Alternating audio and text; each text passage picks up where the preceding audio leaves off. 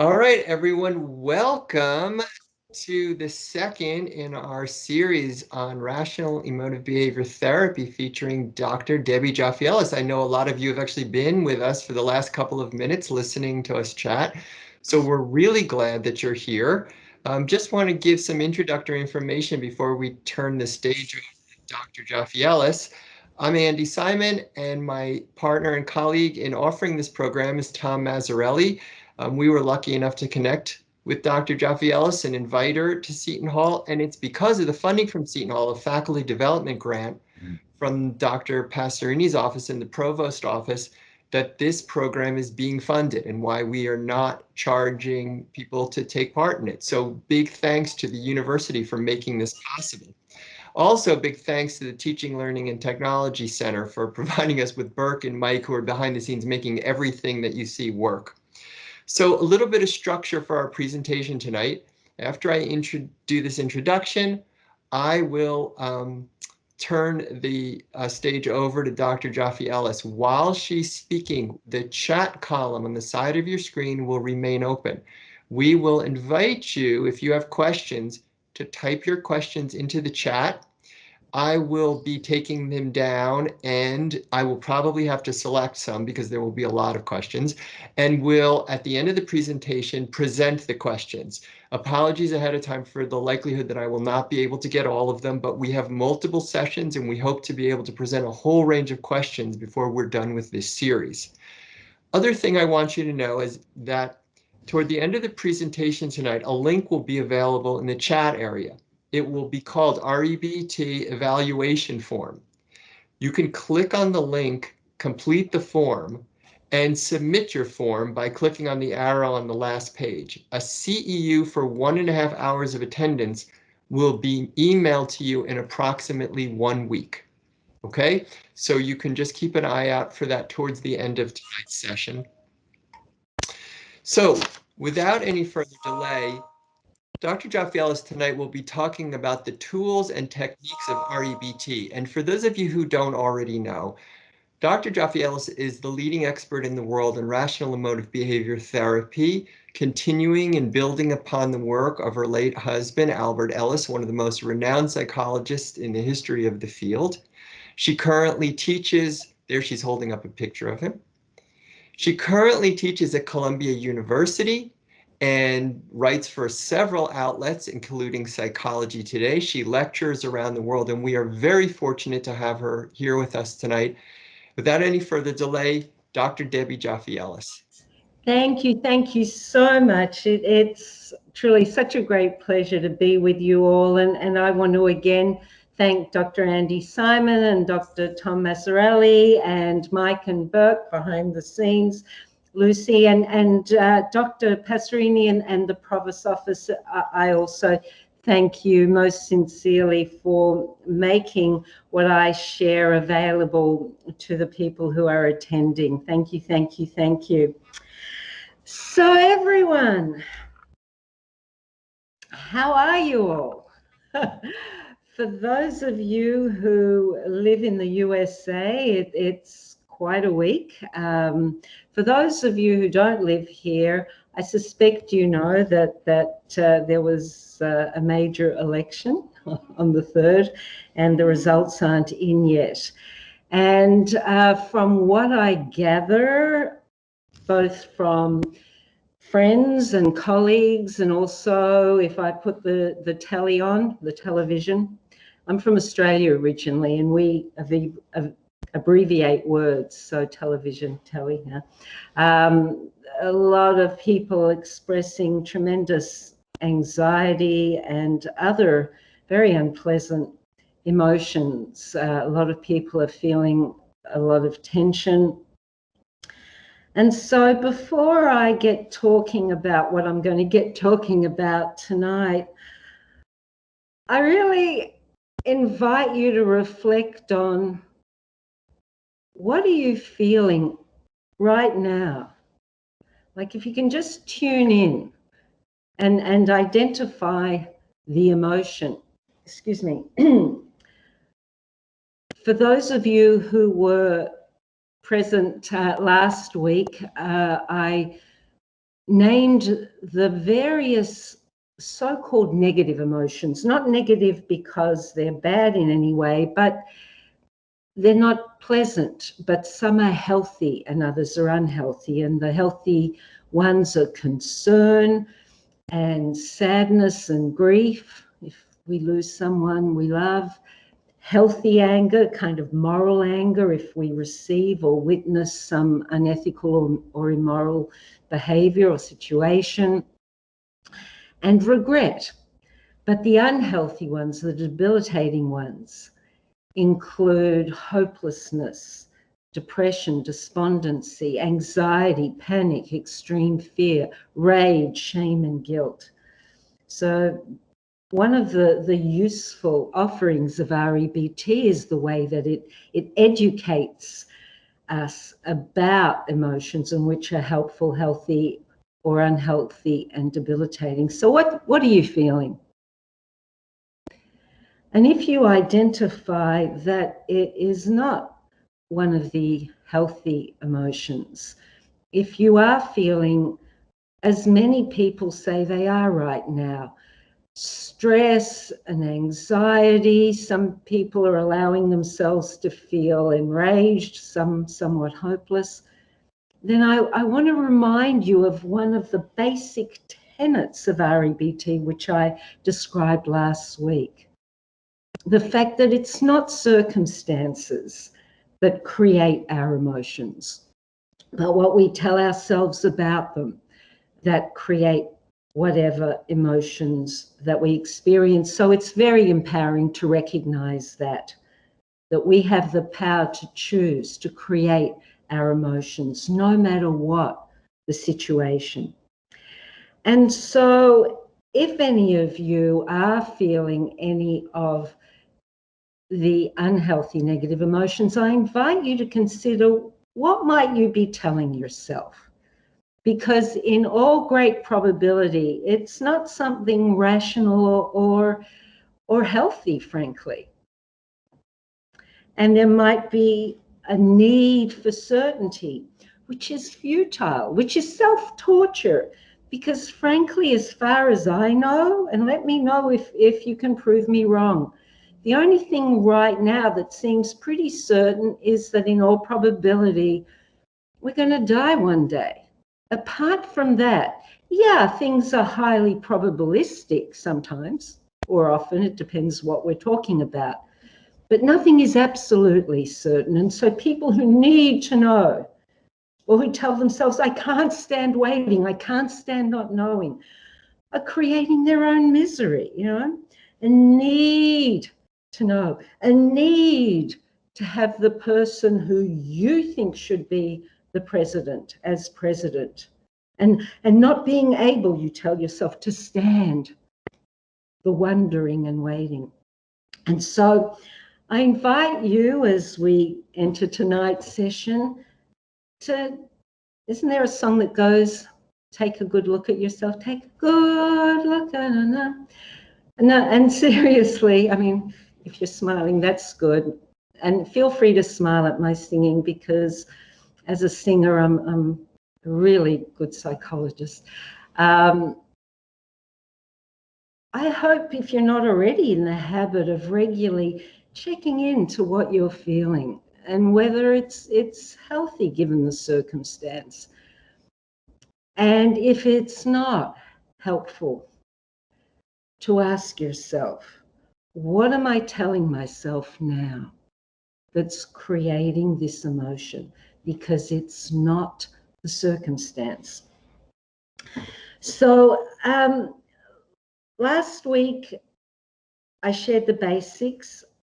In a moment, I'm going to give you possibly a 2-minute summary of what I presented last week. And we ran out of time. I was going to complete sharing with you last week what the unique qualities of REBT are that aren't seen in most, if not all, of the other cognitive approaches.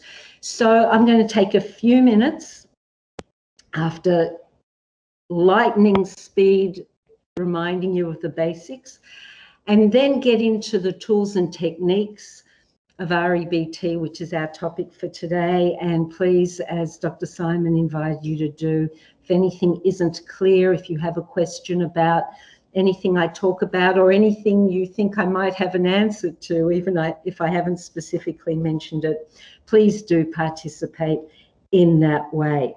Okay, lightning version of REBT basics. Here we go. It's not what happens, but what you tell yourself about what happens that creates your emotions.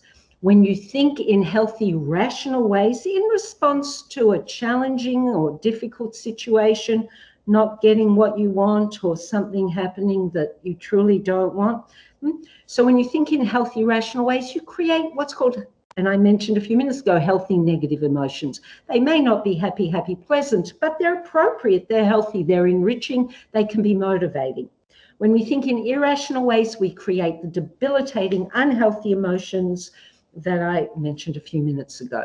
I will remind you the difference between irrational and rational thinking. When we think in irrational ways, we have shoulds and musts and demands and oughts, three core irrational beliefs that many people suffer from if they're not aware they have them and if they don't challenge them. One, I must do well and be loved, liked, approved of by everyone. Second one, you must treat me well and or act the way I think you should. And the third one is life should be fair and with justice. The next reminder about the basics of REBT. Oh, and by the way, rational thinking is the opposite of that. We have preferences, wishes, and goals, but not demands and shoulds. Sorry, I didn't finish the irrational belief tenets. So in addition to the demands, we have low frustration tolerance. I must have what I want when I want it, little baby that I am. We take things too seriously. There's an absence of humor. We blow things out of perspective. We overgeneralize. We think in absolutistic ways. We catastrophize. We awfulize. And we damn ourselves and or others and or life itself when things don't go the way we think they should. Rational thinking, as I mentioned, preferences, not demands. We have a sense of humor even when things are tough. That helps us. How? Keep things in a healthy perspective. We have high frustration tolerance. We remind ourselves we can stand what we don't like. We just don't like it. We don't think in absolutistic ways. We don't overgeneralize. And very importantly, we have unconditional or work on having greater unconditional acceptance of ourselves and others and life. So, next tenet of REBT, with awareness, we have choice. If we're not aware that we're thinking in self-defeating ways, we're unlikely to challenge those thoughts and replace them. So we think about our thinking. And when we recognize that we're thinking in irrational ways, then we dispute those ideas. Dispute by questioning them. Socratically, logically, pragmatically, where is it written that ... Can I really not stand it? Is it helping me or hurting me to keep thinking in this way? And so forth. And after disputing the irrational beliefs, we replace them with healthy, rational beliefs. The flavor, the tone, the manner of REBT is realistic optimism. And it's little wonder that elements of REBT are seen in Marty Seligman's positive psychology, Aaron Beck's cognitive therapy or cognitive behavior therapy. Those two great men give credit to Albert Ellis and REBT for the influence on their work. There are other theories and theorists who don't, unfortunately, give credit to REBT, yet clearly the REBT principles are embedded in their approaches. In any case, the next reminder and tenet of REBT is that it's not enough just to be aware or just to replace the unhealthy with a healthy way of thinking. That's the all-important start. But to maintain healthy change requires ongoing work and practice, ongoing effort, ongoing effort.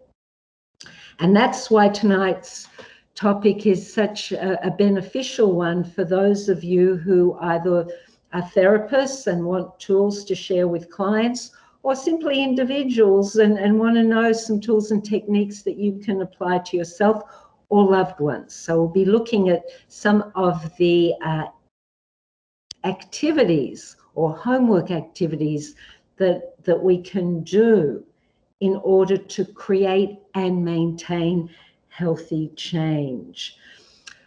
Another reminder of REBT is of the importance of daily gratitude. Daily gratitude is not only good for the mind and the emotions, but literally for the physical health and well-being of humans. And it helps us keep things in perspective.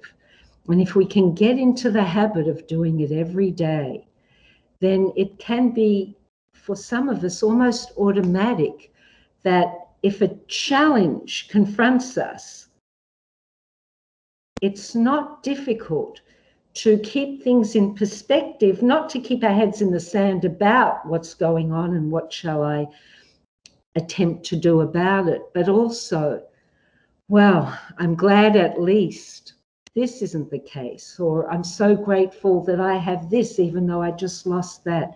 Gratitude, gratitude, gratitude. And again, I want to remind you of the importance, as REBT emphasizes, of unconditional self-acceptance, where we are willing to own the in my mind, fact that each one of us has worth simply because we exist. We may act in good or bad ways. We may have lots of things and be fortunate, be skilled at this and other certain assets that allow us to achieve certain goals in our practical world and work. But essentially, they're just accessories. And each human has worth simply because we exist. And unconditional self-acceptance reminds us of that.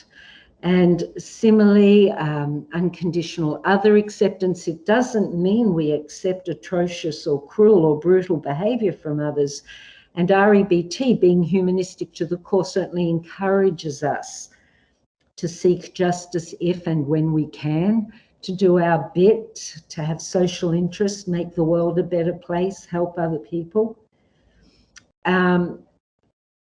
So if a person acts in evil ways, we can still make the effort to reflect on the fact that there's disturbance there, or that person would not have acted in that way. And so to work on not hating that person, because my husband came up with the expression, I don't know, I can't remember if I mentioned it last week, that hanging on to bitterness and hate is like eating poison and waiting for the other person to die. They won't, but you'll be damaged.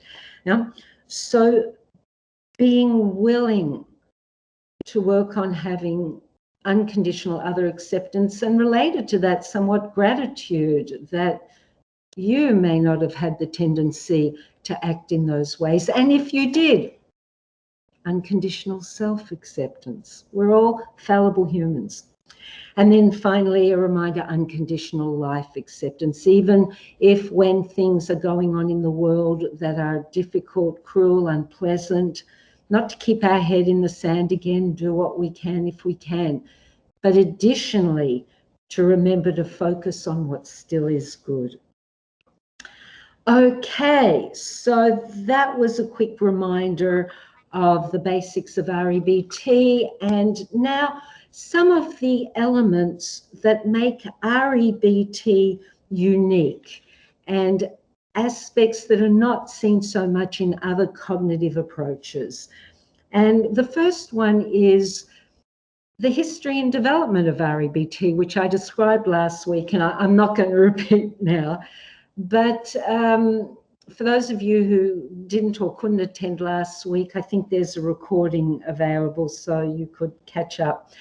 Unlike other approaches, which more often than not started off with a theory, a hypothesis that was set out to be proven, disproven, research was done, REBT originated in a way in the early years of my husband's life, where he ingeniously found ways to cope with great adversities and to suffer less emotional misery, and hence the humanistic course. So that's quite unique to REBT, that a large component of its development came from the way Albert Ellis constructed the how-tos of suffering less misery and therefore experiencing more satisfaction and happiness. Okay, another unique element of REBT when we consider the world of cognitive approaches is that it's more philosophical than the others. The others tend to focus more on cognition, hence cognitive therapy, cognitive behavior therapy. REBT doesn't focus any less on that, but additionally, and within that, encourages a person to seek out their philosophy of life and living, their attitudes, thereby giving them the opportunity to assess, are these healthy or unhealthy? Did I just gain this through osmosis from my family, my culture? How did I get these beliefs and where are they getting me?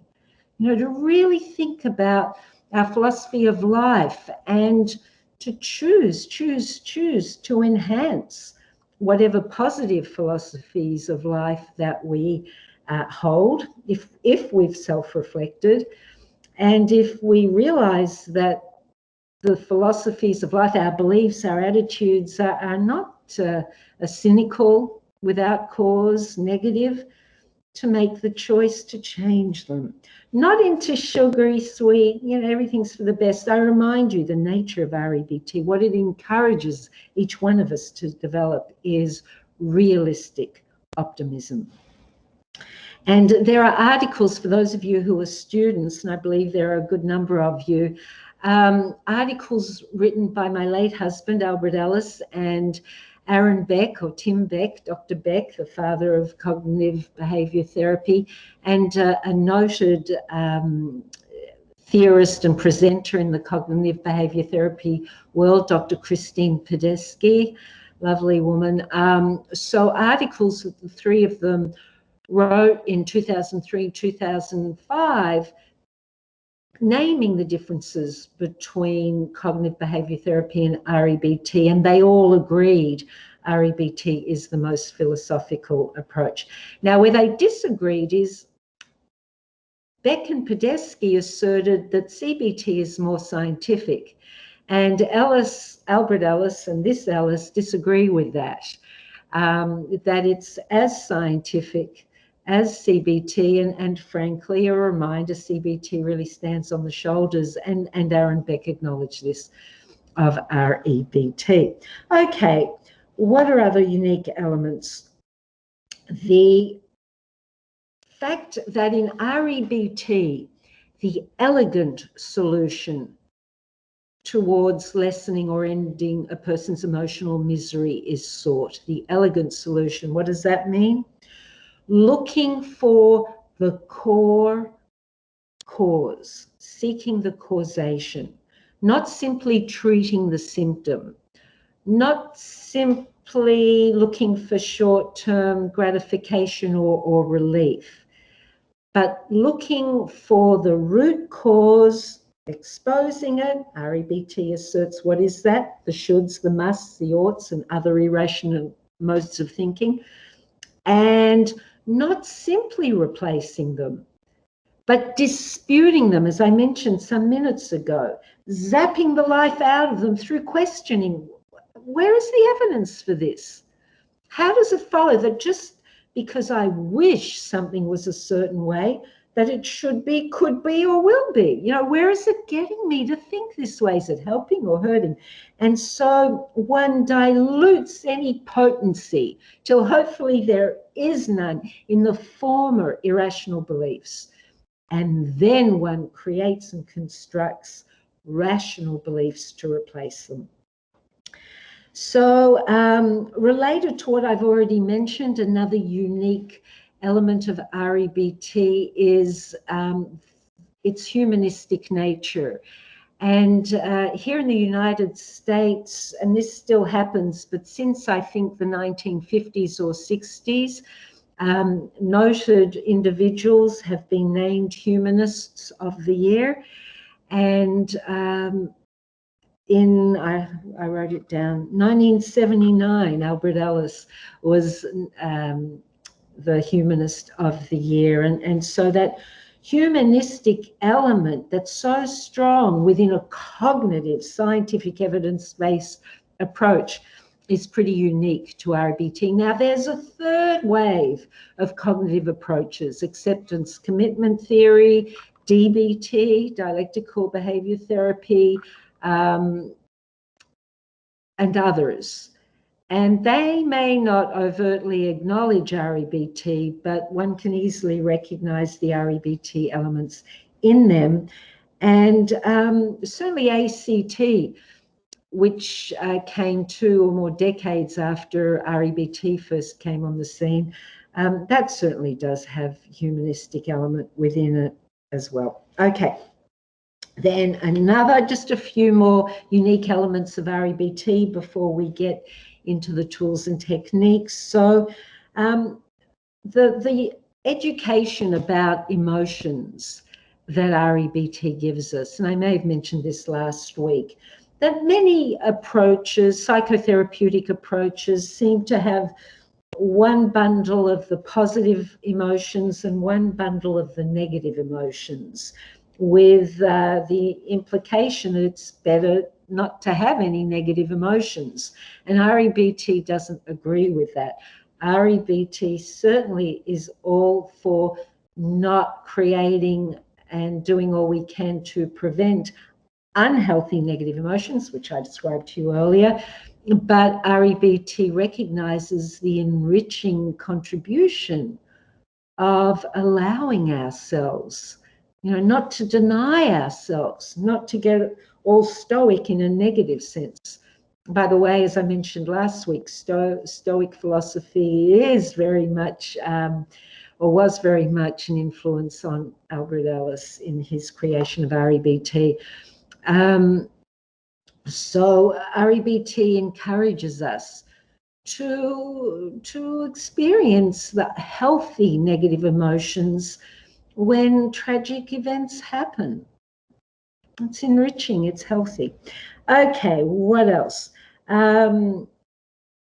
Unique to REBT, and I've kind of touched on this a few minutes ago, the precision that it invites us to utilize when we're doing every element of the REBT process. Now, last week, I mentioned the ABCDE of REBT, and I'll mention it again because it's one of the main cognitive techniques of REBT.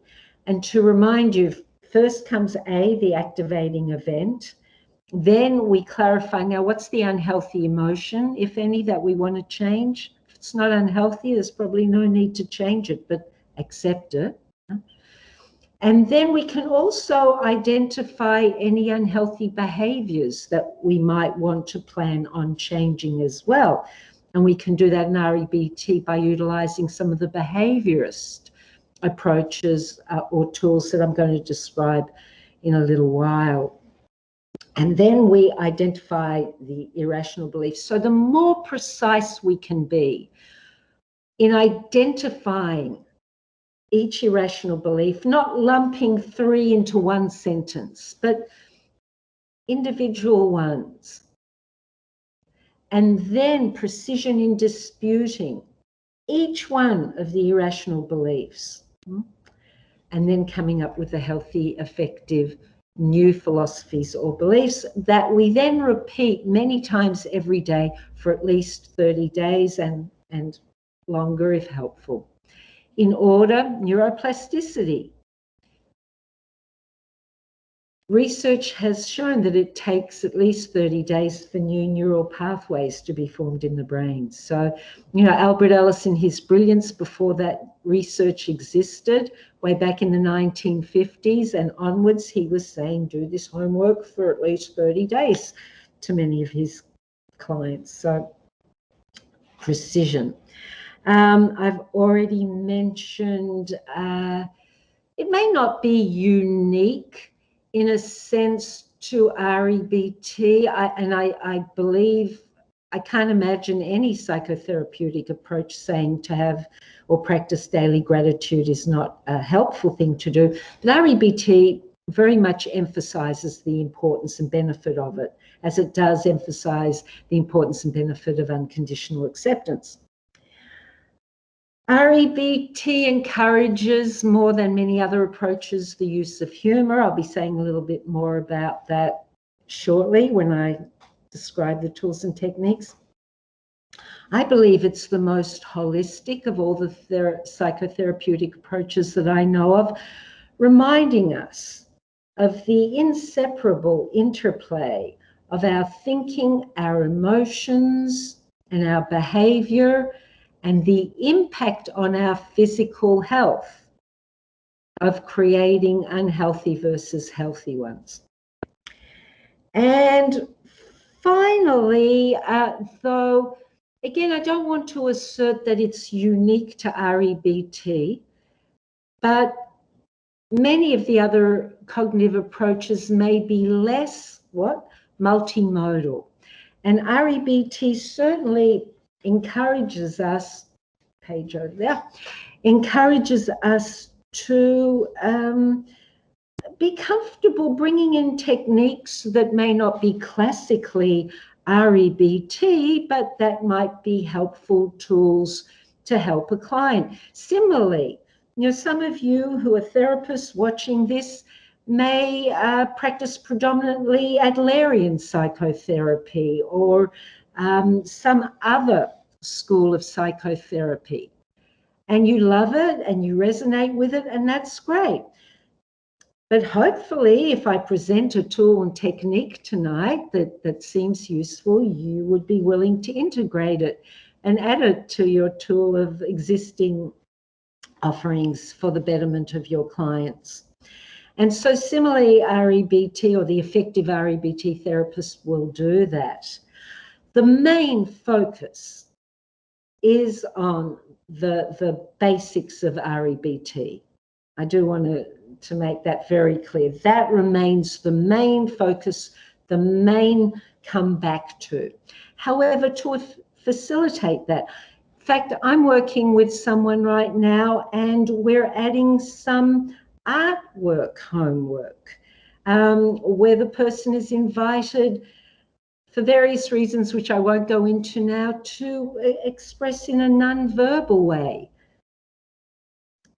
creatively the difference between healthy and unhealthy emotions.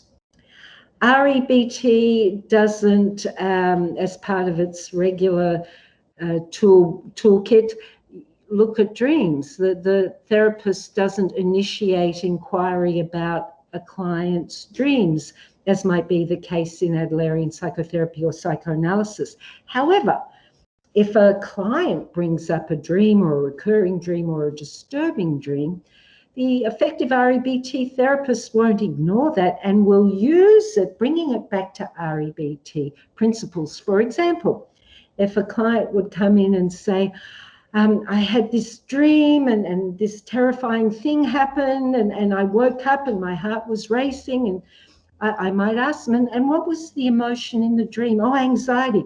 So I might ask them, so in the dream, after they've told me the situation, what might you have been thinking in the dream to create that anxiety within the dream? You see, I'm bringing it back to reinforce REBT principles. And then similarly, I might say to them, so you woke up, you felt anxious, and you told me when you tell me the dream now, you feel anxious. What are you telling yourself now about the dream? So bringing it back to the here and now and reminding the person, it's not the dream, it's not the image, it's not what it evokes that's creating your unhealthy emotion. It's what you're telling yourself in the here and now that's creating the emotion that you feel in the here and now. So there you have some of the main unique qualities of REBT that either are not seen in other approaches or are not emphasized as much. So now let's look at the tools and techniques of REBT.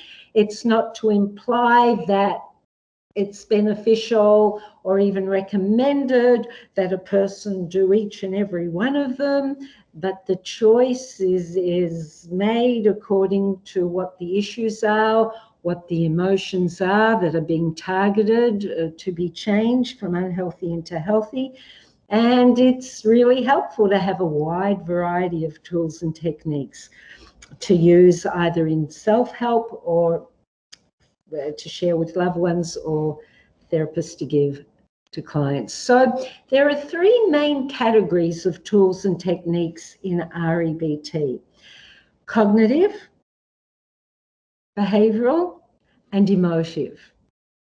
Now, as you'll hear me describe them, you might think to yourself, that sounds kind of behavioral, not just cognitive, and you're probably right.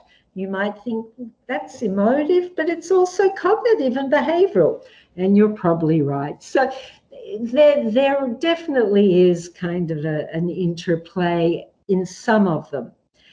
But broadly, the ones I mentioned under the various categories tend to primarily fit under that category. Okay, so I'm going to start by describing the main cognitive tools, techniques of REBT. So the first one I already touched on, and it is the ABCDE self-help form. And I may have mentioned this last week. Forgive me when I say that, because I do a number of presentations through the week these days. And if I didn't mention it, and even if I did, it's a reminder that on my website, you know what I mean, debbiejoffellis.com. There's a tab, there's a page, self-care sheet. And so the elements of the ABCDE are described fully there. And so you can refer to that. It's really powerful to do that. It's recommended. So when one recognizes one's feeling an unhealthy, negative emotion that one wants to change, and I described it earlier this evening, or this morning for those of you in Australia and India, it's your morning. A, activating event. Then go to C, get clear on the emotional and, if any, behavioral consequences. B, irrational beliefs, many as you can find. D, dispute each irrational belief, pragmatically, logically, Socratically. E, effective new beliefs. Now, once that is done, it can be helpful to write down the E's, the effective new beliefs or philosophies, either on index cards or on post-its that you put on your fridge or your mirror or your dog or cat's collar, and somewhere where you see it every day and can repeat it every day multiple times. For example, I can stand what I don't like. I just don't like it. Whatever the healthy, realistic, optimistic new belief to replace your old irrational belief might be, or beliefs, plural.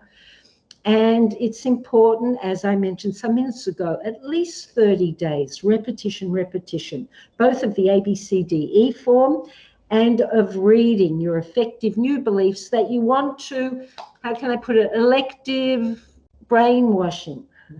Wash out the irrational beliefs and replace them with a healthy nuance. Okay, so the ABCDE. Then the next cognitive reminder approach tool is mindfulness. REBT is probably the original mindfulness psychotherapy, inviting us, as I said a few minutes ago, to think about our thinking, to be aware, to be aware. And this serves us very well in life, not only in the creation of healthy emotions within us, but when we practice that and get into the habit of it, we often can be more sensitive to where others are at, more empathic, listen better. It's a fine quality for a human being to have. Mindfulness, the willingness to be aware, not just to be caught up in the monkey mind or in the thoughts, but to have a broader awareness, metacognition. Okay, then the next cognitive tool, technique, reminder that I also mentioned earlier, to make effort, strong effort, to develop greater unconditional self-acceptance, unconditional other acceptance, and unconditional life acceptance. It's a choice. If we realize how enriching it will be for us to do so. And the collateral benefit of that is we shine as healthy, steady models for other people who may not be as aware, who may be suffering emotional misery.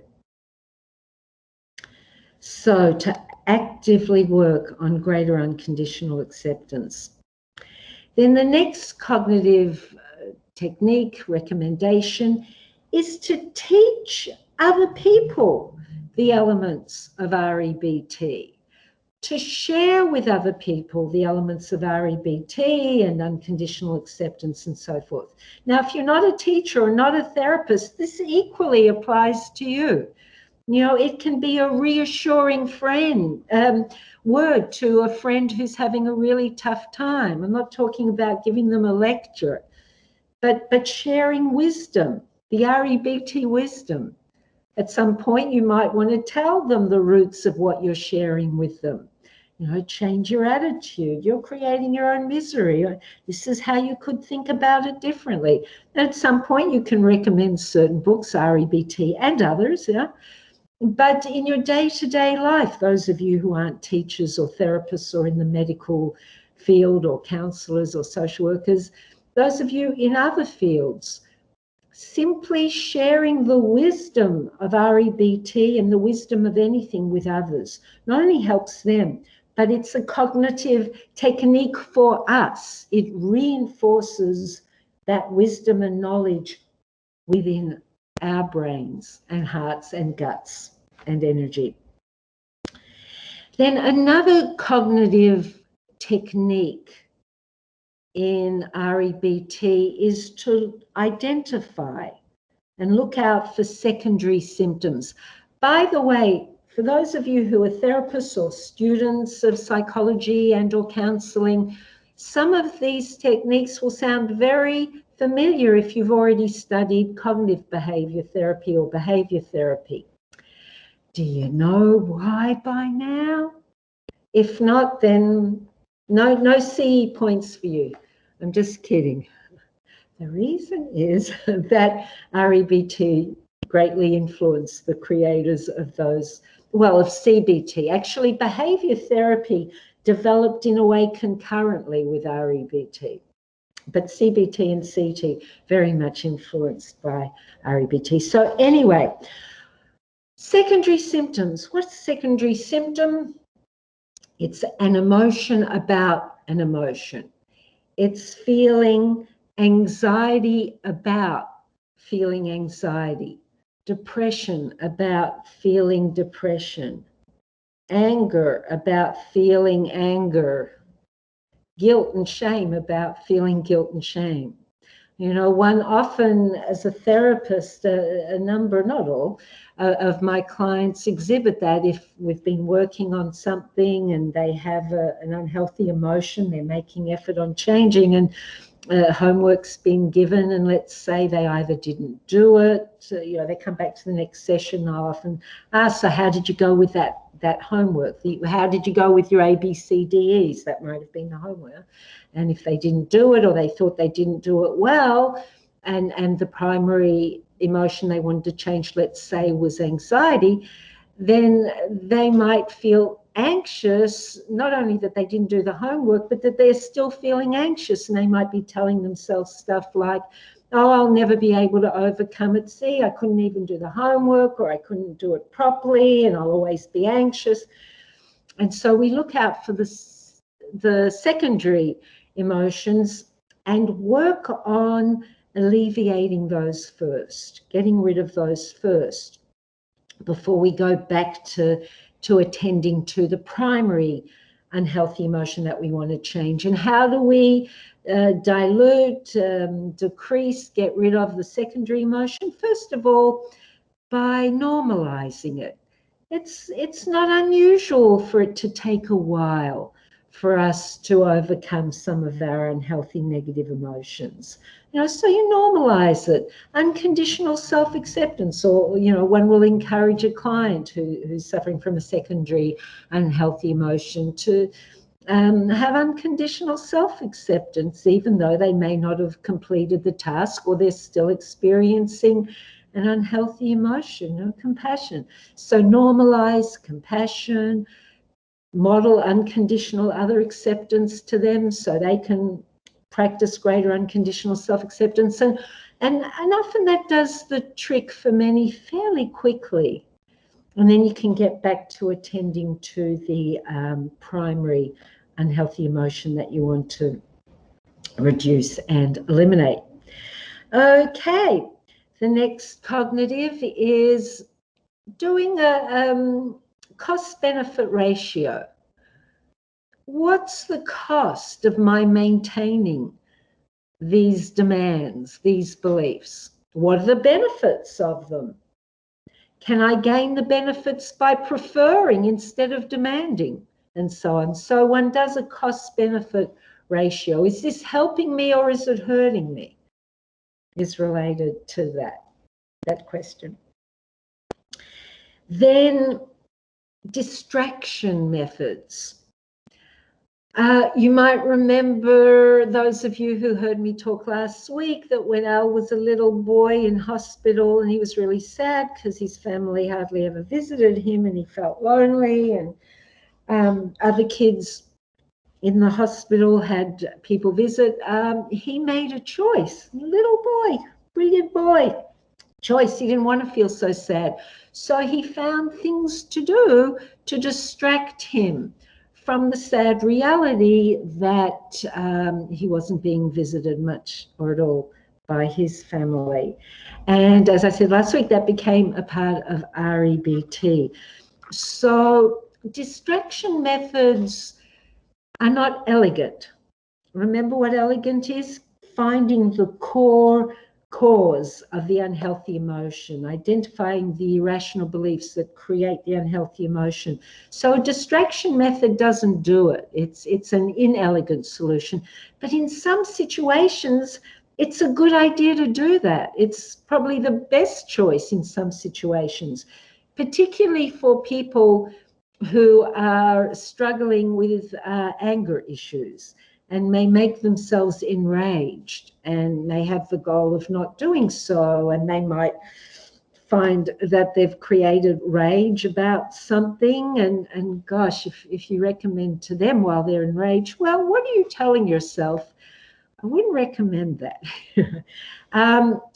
So for someone in such an intense state of emotion, then it need not only be rage, but doing some activity to turn the heat down on that particular emotion, so one can get to a level of stability and awareness to apply a more elegant technique to get to the root of what caused that unhealthy emotion. Huh?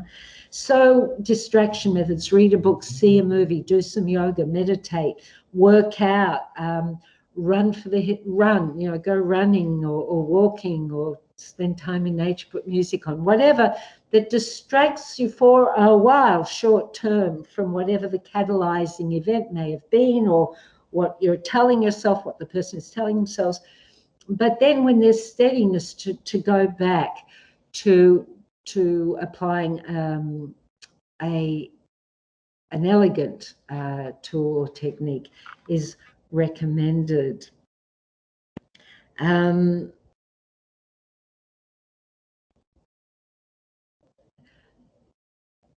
Some forms of therapy, or some therapists recommend to people who have anger issues, let it out, bash a pillow, poor pillow, let it out, let it out, let it out.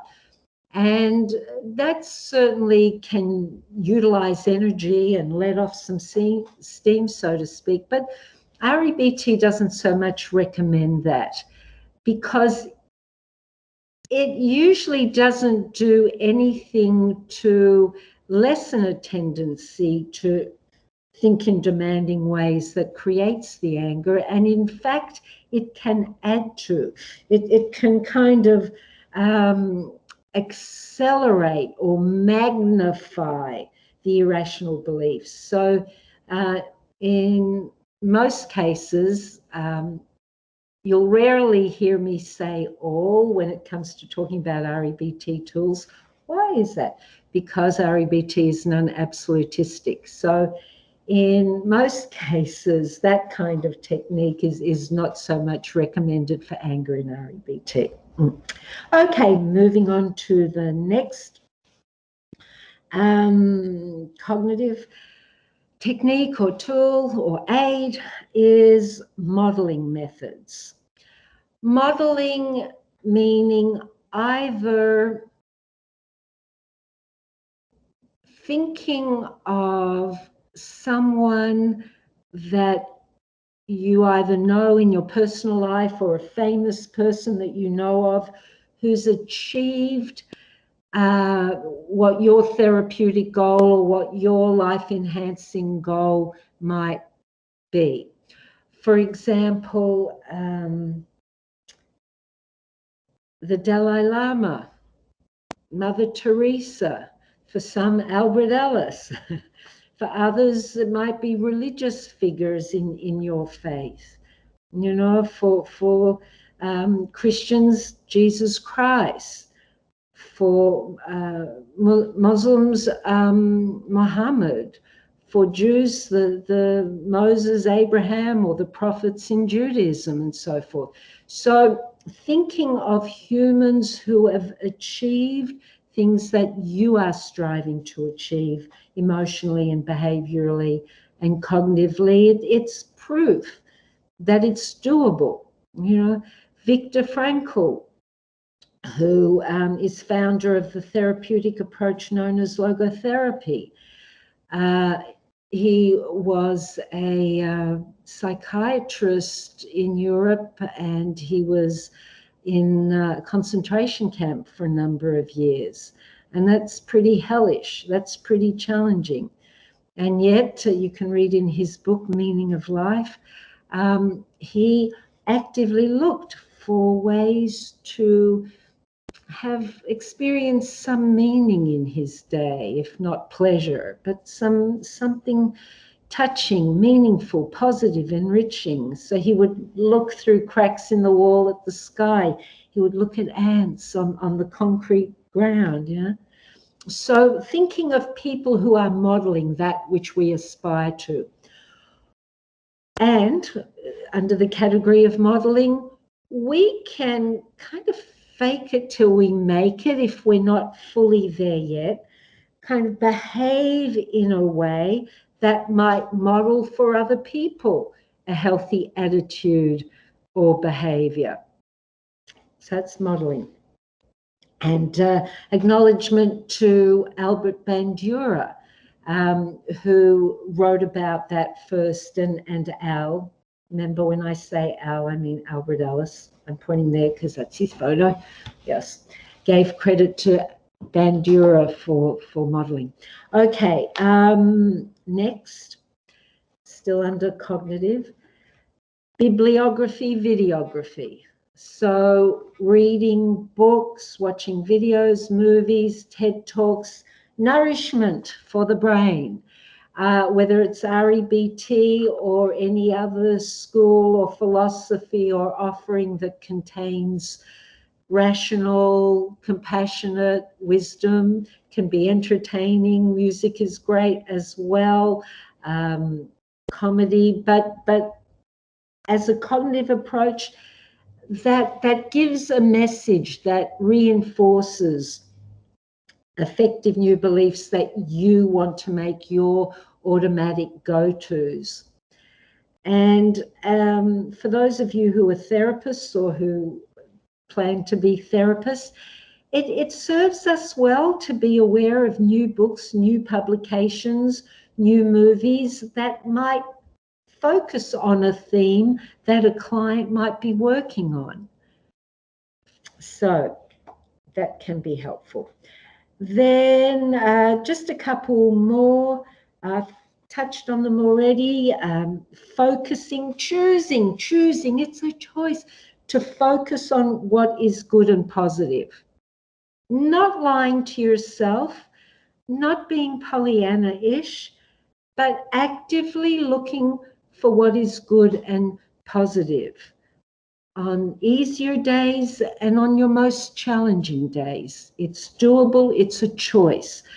I shared last week with those of you who listened last week or who have looked at the recording of last week, that at the end of my husband's life, things were extremely grim.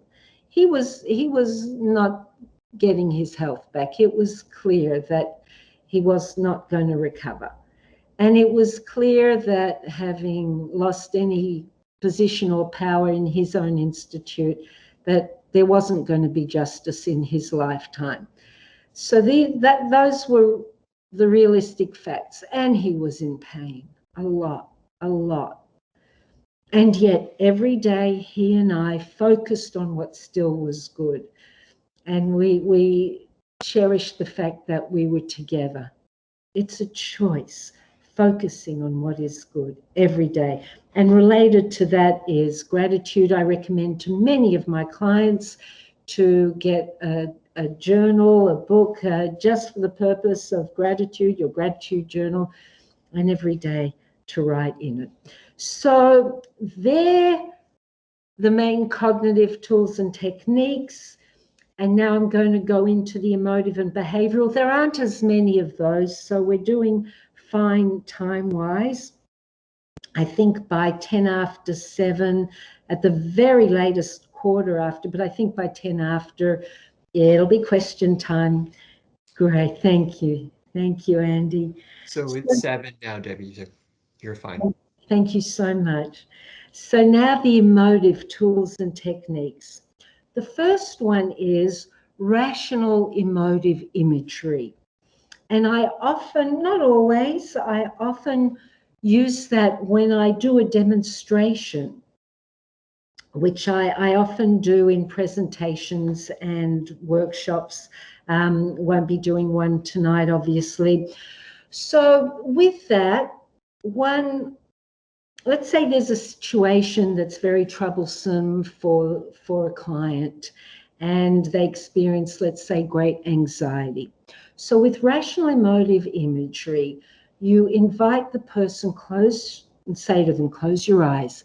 Now imagine that situation that they've brought to you, to me, the therapist. Imagine it vividly. This is happening, this is happening. Can you imagine it vividly? And they'll usually say yes, their eyes are closed. And how do you feel? And they'll usually say anxious, the unhealthy negative emotion. This is why this is one of the main emotive tools and techniques of REBT. You evoke the emotion that you want to change. And so I'll say, good, feel it, feel it. And then I'll even elaborate on the situation. And this person says it even louder and blah, blah, blah. Rah, rah, and your neighbor is rah, rah. And this person is going to win the election. Rah, rah. What do you feel? Really, really anxious. I say, feel it, feel it. And I invite them, because REBT is holistic. Notice I'll ask, where do you feel it?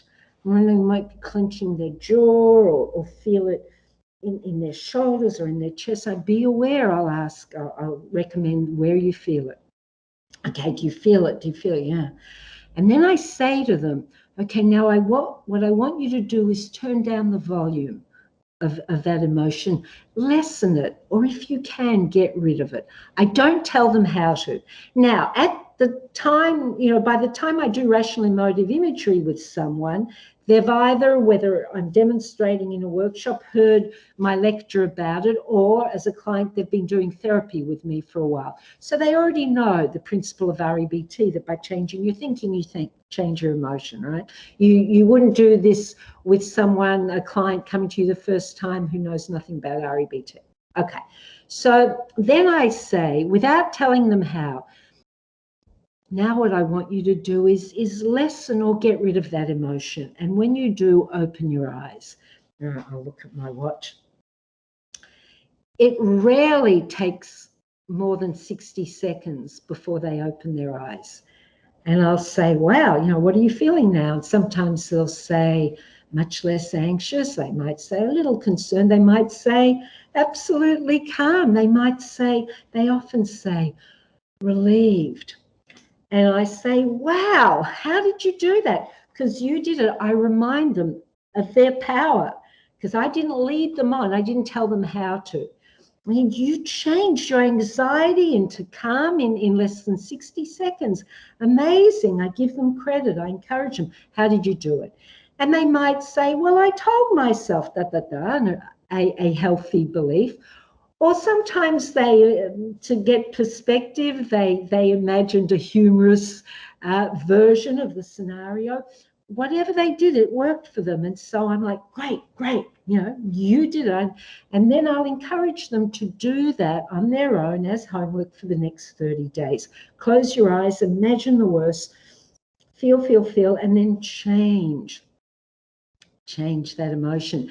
And by the way, when they have opened their eyes, and I'll point out to them, and you told me you felt all tight in your chest or shoulders, and you look so much more relaxed now. I'll say that if that's the truth, of course. If it isn't, I don't. But it's usually the truth. You can see it in their body, and that really reinforces the benefit. Now, some people, after just that one time, will think of the scene and they don't evoke the anxiety anymore.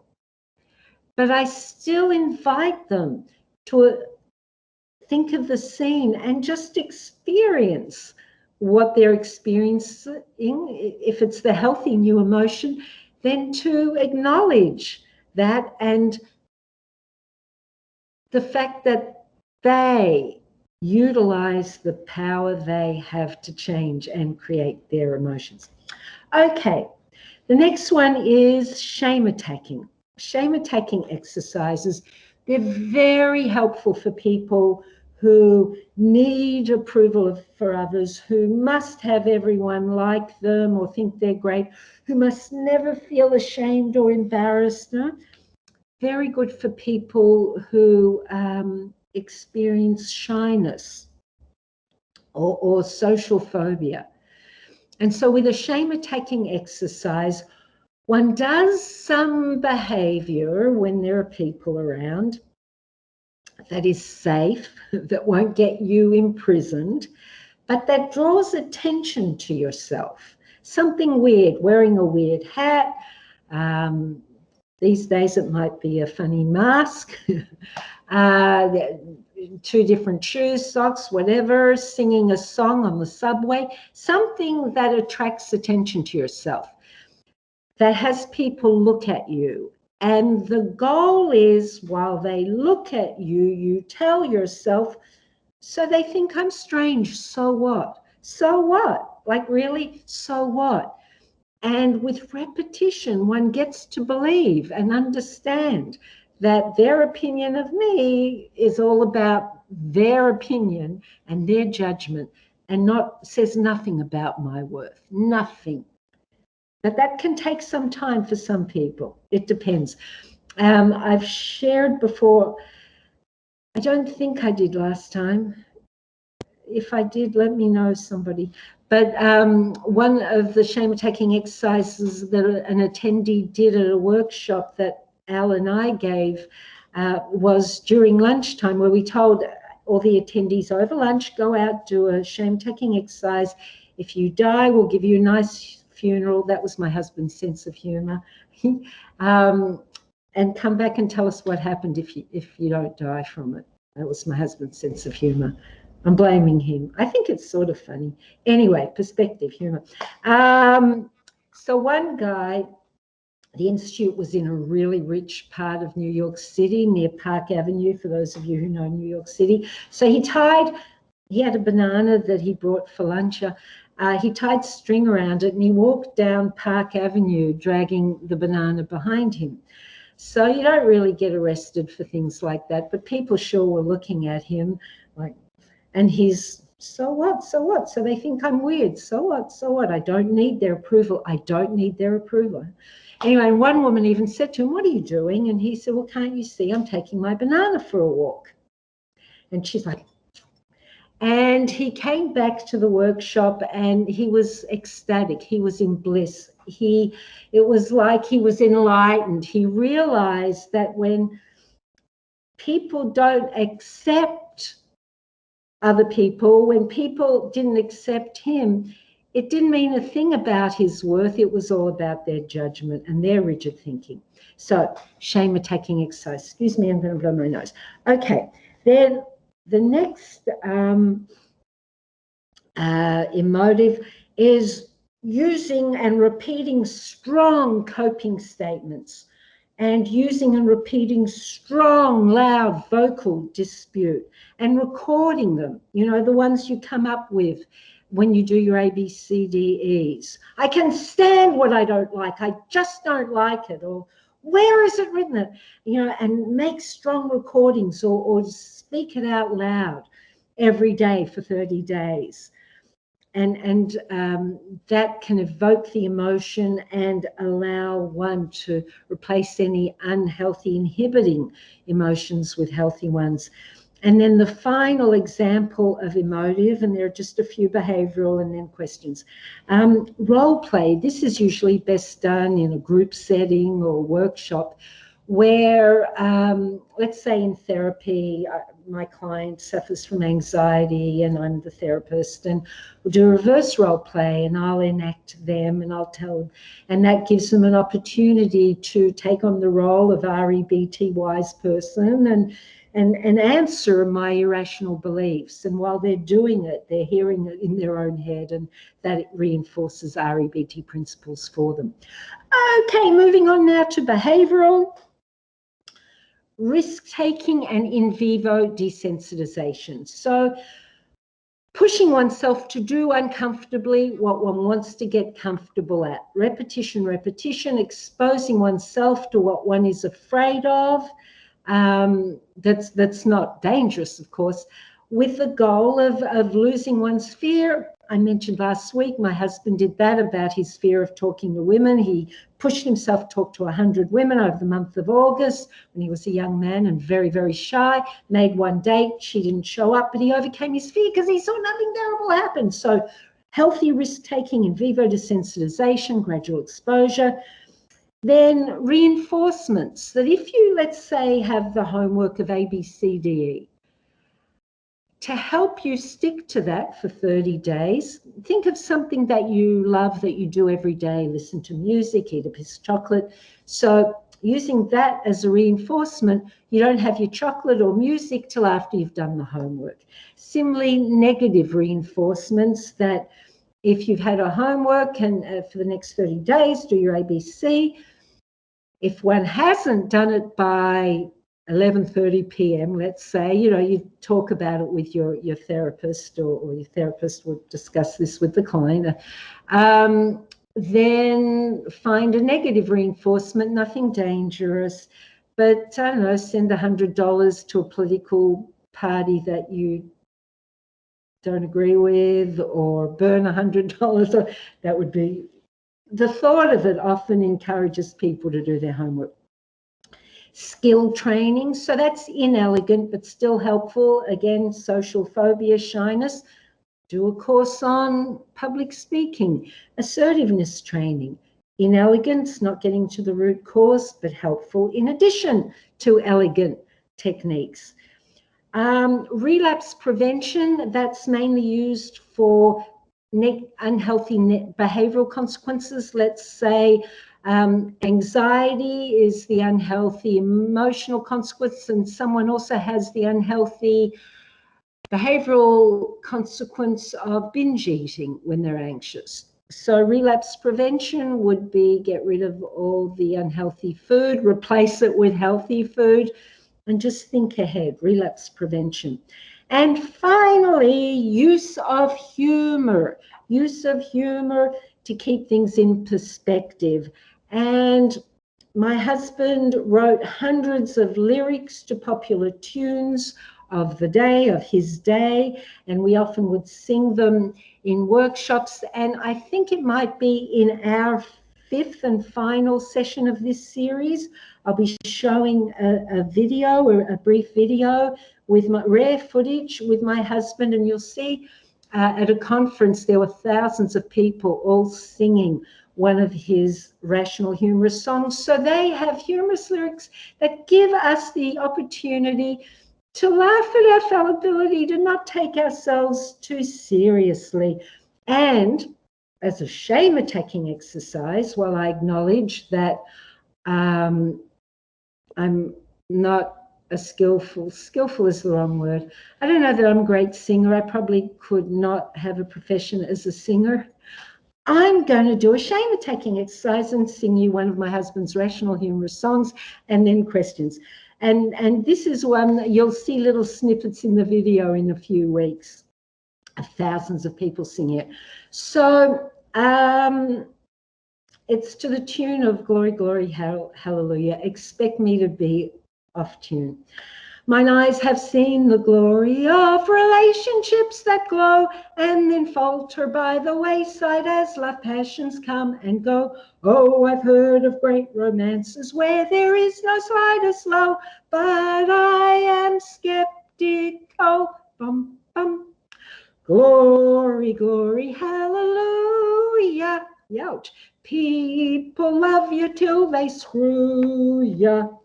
If you listen how they do ya, then don't expect they won't.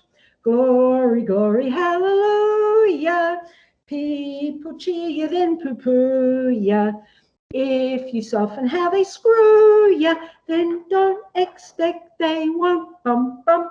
You know, the message there, in addition to unconditionally accepting my poor singing, is to watch that we don't shoot on other people, that they shouldn't act this way, and that they should always act in perfect ways, and that, you know, to prevent disappointment and worse, depression, we better not demand that things be the way we think they should be.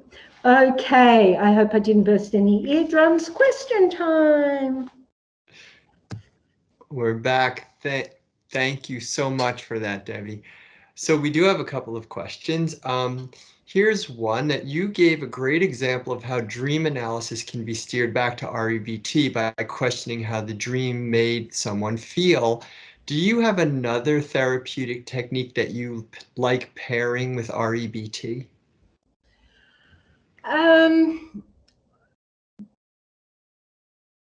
If I were doing family therapy, I love the Adlerian approach of family sculpting.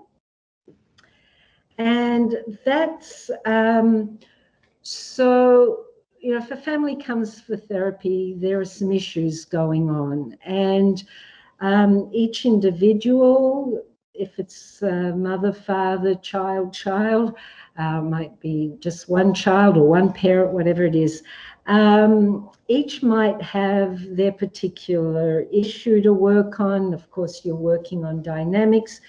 And what can be very helpful for each individual in family therapy, and by the way, an Adlerian psychotherapist could probably describe this more accurately than I am, but I'll do my best as the fallible human being that I am. Anyway, so some individuals in the family may not be aware of how other family members see them in terms of family dynamics, or how other individuals in the family might be feeling about themselves and their role or part in the family.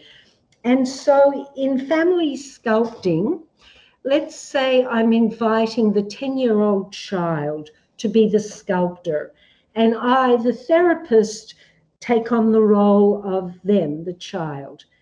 And so I'd say position each member of your family the way you see things are in terms of dynamics. And so if I felt me, the 10-year-old, I was being neglected and not listened to, I might have me on the floor kind of like this. And if my parents were arguing a lot of the time, I might have them just at my back pointing like this at each other. And if I had an older sibling, they might be standing 3 feet away, kind of looking away because they don't care.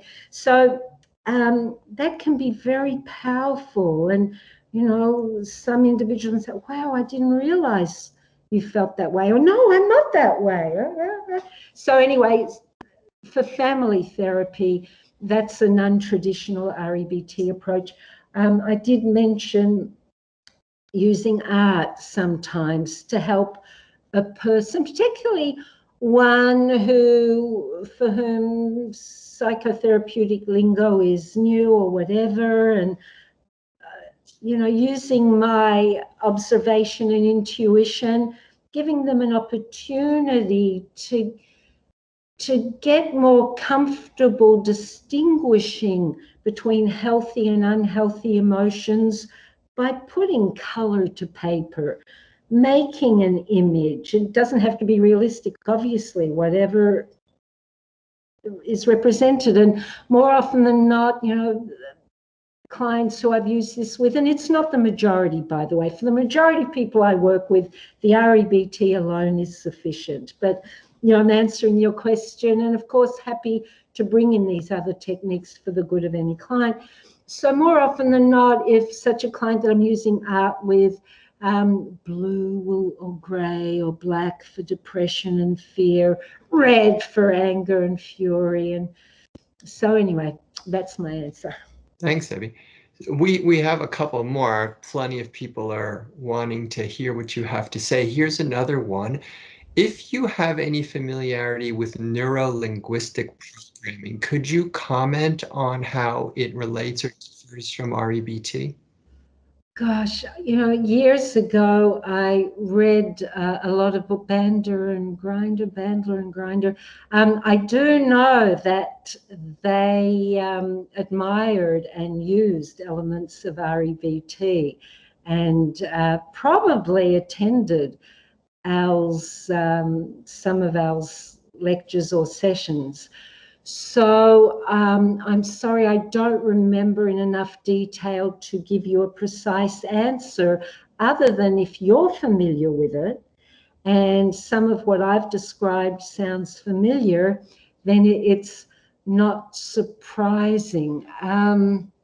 Gosh, if you could ask a more specific question about an element of NLP, I might be able to give a less general answer, or that was kind of not much of an answer. But anyway, if the person who asked that could ask a more specific question about NLP, I'll do my best to answer if I can. Okay, thanks, Debbie.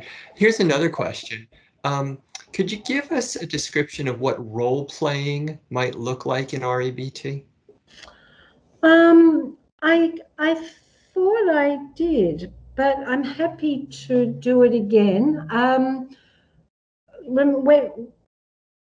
with role playing, the therapist would act out the role of the client and very much express in the way that a client does when they're thinking and feeling in non-life enhancing ways. And the client would be in the role, if not therapist, of wise one to give back REBT wisdom. You know, if there were a volunteer, I would be happy to demonstrate it. Or Andy, maybe you and I can do something. So can you pretend, would you be willing to do this? Sure, whenever you want. Okay, so you're the client who's very, very anxious, and I've asked you to be me. So you're going to have to raise your voice a bit. Just kidding. It's a joke, though. So you're playing with her, and I'm going to be hypothetical, Andy. Everyone, I'm just making this up. So, and Andy, you just respond. So this is a reverse role play. In real life, I'm the therapist, but I'm asking Andy, who's the client, to act as if he's the therapist. Okay.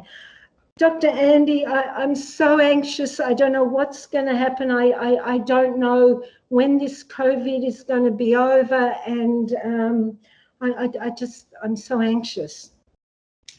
So I say, can you describe how you feel? Well, you know, I kind of shaky and all nervy inside, and I can't sleep. And what are you thinking about? That this COVID is never going to end. Well, do you have any reason to think it will never end? It just feels like that to me. I don't know. Well, I'm going to need some more training in order to ask you continued questions if I'm in your role. Actually, no, so thank you for that. No, but that was a great demonstration, and that was really a spot-on question to ask. Do you have any evidence? You know, because the fact of the matter is, the client who's very anxious usually doesn't have any evidence for something predicting the future. And so if Andy, in this role play, Andy was the client. And so after our reverse role play, I would be the therapist again and Andy's the client again. And I would say, that was really well done. That was great that you asked me that question. Where's the evidence?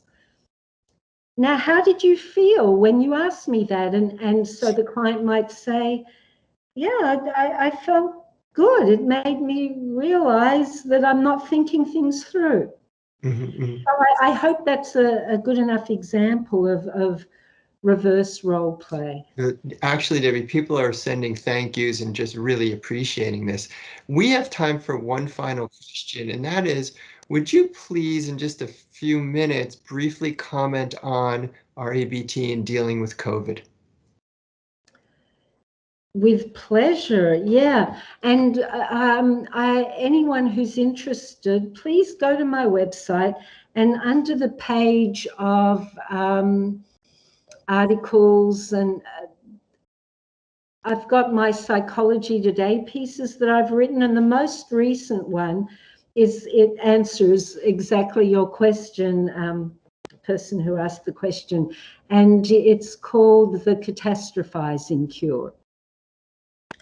So let me now answer it, and I encourage you to read that article, any of you who are interested in reading about it. So coping with COVID. The people who are not suffering right now are the ones who are accepting the fact that this too will pass, that even if, and with the exception of anyone, obviously, who's seriously ill, okay? But for others, even if they've had it and they're recovering or they've recovered, the fact of the matter is that there is no certainty about when it will end. The fact of the matter is we're still alive. The fact of the matter is that even if we have to endure restrictions, if we choose, there are still things in our everyday life that we can be grateful for and appreciate. And so one of the main problems of people who are suffering during COVID, their need for certainty, their low frustration tolerance, I can't stand it. They're making themselves anxious by demanding that things shouldn't be the way they are. They're making themselves anxious by predicting a worst case scenario that hasn't happened yet. If one is still alive, the worst case scenario hasn't happened. And so the best way to cope with COVID is to, by the way, look for any blessings in it. Some people are working out more than they ever have. Some people are reading more, than they ever had. People who aren't wasting time dwelling on unhelpful negative are choosing to use time that they may not have had in the past when they had other 9-to-5 jobs. So focus, it's a choice. Focus on the positives. Dispute any irrational beliefs. Work on not needing certainty, because guess what? You can't have it. Remember, perspective, we're all going to die at some point. If you're able to think about, oh no, COVID, then you're able probably to make the choice of focusing on other things as much or preferably more. Value the fact that if you can see, isn't it wonderful to be able to notice colors? And not everyone can see, but they can hear if they can't see.